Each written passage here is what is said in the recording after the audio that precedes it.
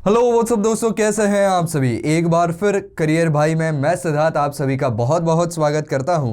दोस्तों, आज हम बात करने वाले हैं कि इकोनॉमिक्स में आगे आपको करियर ऑप्शंस क्या क्या होने वाले हैं। तो देखिए, इकोनॉमिक्स के अंदर की जो टॉप 9 यहाँ पर जो करियर ऑप्शंस आपको हो सकते हैं इकोनॉमिक्स की डिग्री लेने के बाद में, इसके बारे में हम चर्चा करेंगे। आपको विस्तार से बताऊंगा कि कौन से करियर पाथ्स आपके लिए सही हो सकते हैं।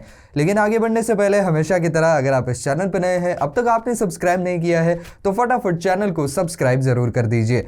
तो चलिए दोस्तों, शुरू करते हैं। तो दोस्तों, सबसे पहला और सबसे ऑब्वियस ऑप्शन तो यही आता है कि टू बिकम अ इकोनॉमिस्ट।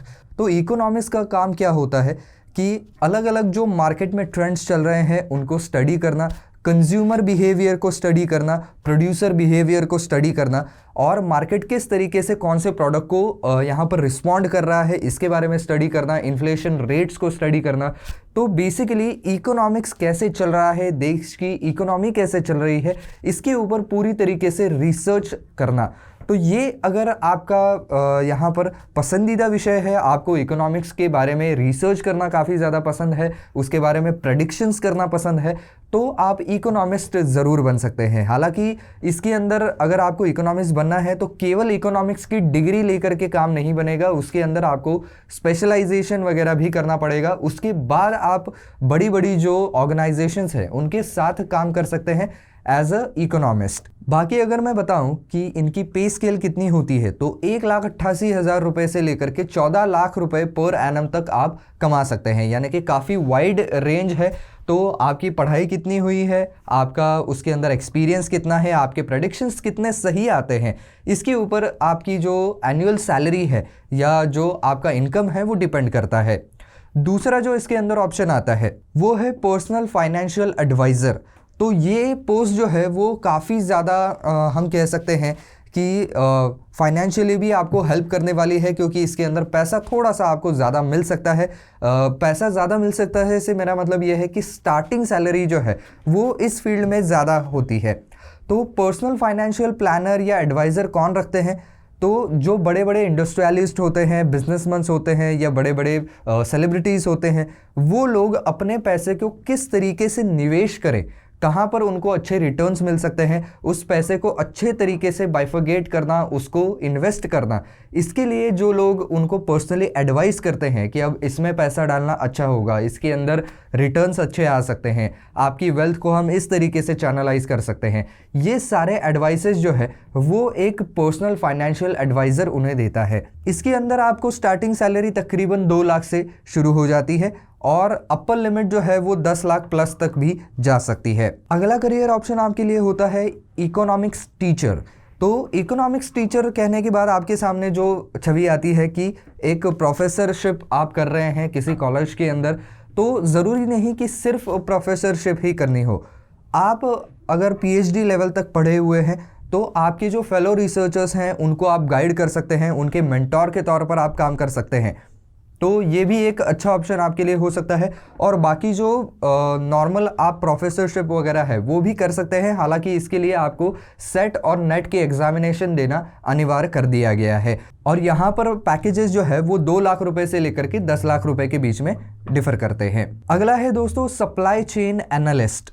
तो सप्लाई चेन एनालिस्ट का काम क्या होता है कि कोई अगर बड़ी कंपनी है, उनकी एक पूरी की पूरी सप्लाई चेन है, तो इस पूरे सप्लाई चेन को वो स्टडी करते हैं, देखते हैं कि कहाँ पर सप्लाई चेन में हमारा सबसे ज़्यादा खर्चा हो रहा है, तो उसको हम मिनिमलाइज कैसे कर सकते हैं, कम से कम खर्चे में है इस पूरे सप्लाई चेन को हम चला कैसे सकते हैं जिससे कि हमारे प्रॉफिट मार्जिन्स बढ़ सके, क्योंकि सबसे ज़्यादा खर्चा जो है वो सप्लाई चेन पर ही किया जाता है या होता है बाय डिफ़ॉल्ट।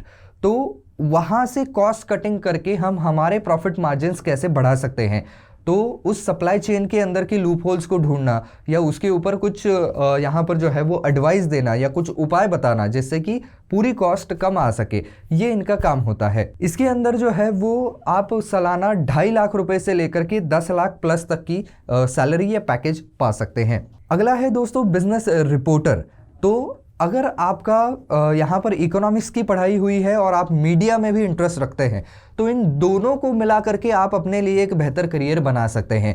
तो बिजनेस रिपोर्टर्स जनरली जो बिजनेस मैगजीन्स आते हैं उनके लिए काम करते हैं। इसके अंदर अगर आप काम करते हैं तो इसके अंदर शुरुआती सैलरी जो है वो थोड़ी सी कम होती है, तकरीबन 1,20,000 रुपये से लेकर के, फिर अगर आप एक्सपीरियंस काफ़ी ज़्यादा है और काफ़ी ज़्यादा फेमस राइटर है तो फिर there is no limit, 10 lakh से ज़्यादा भी आपकी सालाना आमदनी जा सकती है। अगला है दोस्तों इकोनॉमिक कंसल्टेंट। इकोनॉमिक कंसल्टेंट जो है वो किसी एक बड़े कंपनी के लिए हायर किए जाते हैं कि उस कंपनी की ग्रोथ कैसे की जाए, तो गवर्नमेंट की पॉलिसीज़ किस तरीके की हो रही हैं, मार्केट में अभी क्या ट्रेंड चल रहा है, मार्केट का सेंटिमेंट क्या है, ये सब कुछ समझ करके जो है वो इकोनॉमिक कंसल्टेंट कंपनी के हायर अथॉरिटीज़ को जो है वो एडवाइस करते हैं कि कैसे हम हमारे बिजनेस को ग्रो कर सकते हैं अभी जो सिचुएशन, गिवन सिचुएशन है उसके अंदर से। और इसके अंदर जो है वो काफ़ी ज़्यादा प्रॉमिसिंग करियर हो सकता है, क्योंकि इसके अंदर वैसे भी स्टार्टिंग सैलरी अच्छी खासी होती है, 2 लाख रुपए एनुअली से ही यहाँ पर शुरुआत होती है and upper limit 20 lakh plus भी जा सकती है एनुअली। तो जितना बेहतरीन आप एडवाइस कर पाएंगे, जितना ज़्यादा आप कंपनी को मुश्किल सिचुएशन से आगे लेके जा सकते हैं, उतनी ही आपकी सैलरी डबल होती चली जाएगी, क्योंकि ऑब्वियसली कंपनी का प्रॉफिट ज़्यादा होता रहेगा तो आपके लिए भी वो अच्छा ही रहेगा। दोस्तों अगला जो और एक इंटरेस्टिंग करियर इसके अंदर हो सकता है वो है कॉम्पेंसेशन मैनेजर। तो कॉम्पेंसेशन मैनेजर जो है वो जनरली जो मल्टीनेशनल कंपनीज होती है, एमएनसीज होती हैं, उनके अंदर हायर किए जाते हैं। इनका काम क्या होता है कि कंपनी के जो एम्प्लॉयज़ हैं उनका परफॉर्मेंस वो देखते रहते हैं और उसके हिसाब से उनका रिमनरेशन कितना होना चाहिए ये भी तय करते हैं। इस फील्ड में भी आपको काफ़ी अच्छी सैलरी मिल सकती है, काफ़ी अच्छा पैकेज मिल सकता है। इनके packages generally 4.85 lakh per annum से लेकर के 40 लाख रुपीज़ पर एनम तक जाते हैं। लेकिन दोस्तों ये जो सारे करियर्स मैं आपको बता रहा हूँ, इसके अंदर कहीं ना कहीं जो है वो आपको, अगर आप इकोनॉमिक्स की डिग्री के साथ थोड़ा सा पोस्ट ग्रेजुएट डिग्री भी उसके अंदर हासिल करेंगे तो आपके लिए ज़्यादा बेहतर रहेगा, नौकरी मिलने के और अच्छा पैकेज मिलने के चांसेस ज़्यादा बढ़ जाएंगे। दोस्तों अगला जो और आखिरी हमारा करियर पाथ है वो है क्वांटिटेटिव एनालिस्ट। तो क्वांटिटेटिव एनालिस्ट जो है वो जनरली जो फंड्स मैनेजमेंट कंपनीज होती है या इन्वेस्टमेंट बैंकिंग वाली कंपनीज होती है, ऐसे कंपनियों में ऐसे लोगों को ज़रूर हायर किया जाता है और इनका बेसिक जॉब ये होता है कि जो लोग इन कंपनीज के अंदर अपने फंड्स इन्वेस्ट करते हैं उनके फंड्स को अच्छी जगह पर इन्वेस्ट करना जिससे कि अच्छे खासी रिटर्न्स आ सके।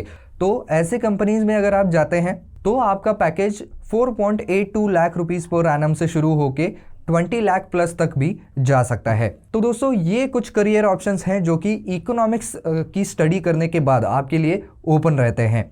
तो बस दोस्तों आज के वीडियो में बस इतना ही। आई होप ये वीडियो आपको पसंद आया होगा, काम का लगा होगा। तो दोस्तों अगर वीडियो पसंद आया है तो लाइक ज़रूर कर दीजिए, ज़्यादा से ज़्यादा शेयर कर दीजिए। कुछ सवाल हैं आपके तो नीचे कमेंट सेक्शन में आप ज़रूर लिख सकते हैं।